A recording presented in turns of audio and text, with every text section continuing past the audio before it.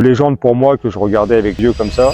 Donc je m'appelle Cédric Chavet, j'ai 51 ans, originaire de Bourgogne et je suis un trailer de haut niveau puisque c'est mon travail, donc professionnel et coach.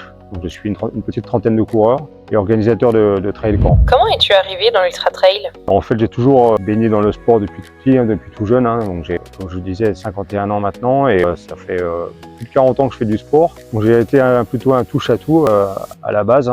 Donc j'ai pratiqué différents sports, des sports collectifs, des sports individuels, la gymnastique, du tennis, du foot, du rugby, etc.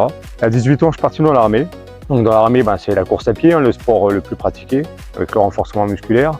Et on court beaucoup, tous les matins on court. Et donc du coup, je me suis engagé dans les parachutistes à 18 ans, j'ai fait 23 ans dans l'armée et en quittant l'armée, je me suis reconverti en coaching. Je courais plutôt bien, donc je faisais des compétitions, ça marchait plutôt pas mal. Et donc du coup, de fil en aiguille, après des courses sur route, je suis passé au trail, courte distance, moyenne distance et maintenant je suis sur la longue distance.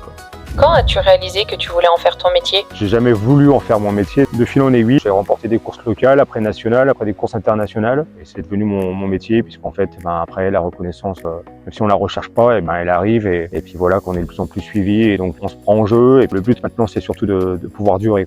À quoi ressemble ta semaine type d'entraînement? Je fais ce qu'on appelle de l'entraînement croisé, c'est-à-dire qu'il n'y a pas que de la course à pied. Il y a de la course à pied, donc c'est la base, mais après, il y a pas mal de renforcement musculaire du haut du corps, du bas du corps. Aussi pas mal de cas de training en salle sur les appareils comme de l'elliptique, de l'escalator, des choses comme ça. En fait, en Saône-et-Loire, c'est vrai qu'ici, on n'est pas le département où il y a le plus de relief. Et après, je fais du vélo, des cours de biking, par exemple. Après, je me déplace beaucoup en montagne pour faire des blocs d'entraînement et puis lors des stages que j'organise aussi. Combien d'heures d'entraînement cela représente-t-il par semaine? Oui, alors je m'entraîne entre 20 et 30 heures par semaine. Alors après, en préparation d'une grande course comme le Grand Raid de la Réunion ou l'UTMB, ça peut monter des fois jusqu'à 35 heures par semaine. Bon, en gros, le ratio, c'est 40% de course à pied, puis le reste, c'est du renforcement musculaire et puis des sports portés. Quel est ton pire souvenir en ultra trail? Il y a eu pas mal d'aléas en course, fois où je me suis perdu, fois où c'est mal passé parce que soit des erreurs de nutrition, ou des problèmes de pied ou des problèmes de dos. Bon, voilà, il y a eu pas mal d'aléas en course, mais des mauvais souvenirs.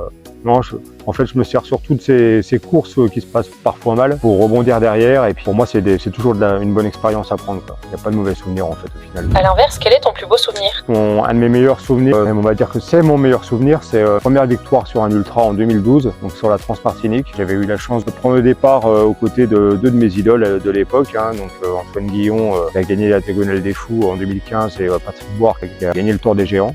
Donc de légende pour moi que je regardais avec deux yeux comme ça. Et j'ai eu la chance de remporter cette course main dans la main avec eux, donc une arrivée à 3 après 15-16 heures de course à peu près. Pour moi, c'est vraiment un de mes meilleurs souvenirs. Je pense que c'est surtout l'alimentation au quotidien qui est vraiment importante. Ça sert à rien de faire le job pendant la course si le restant de l'année on fait n'importe quoi.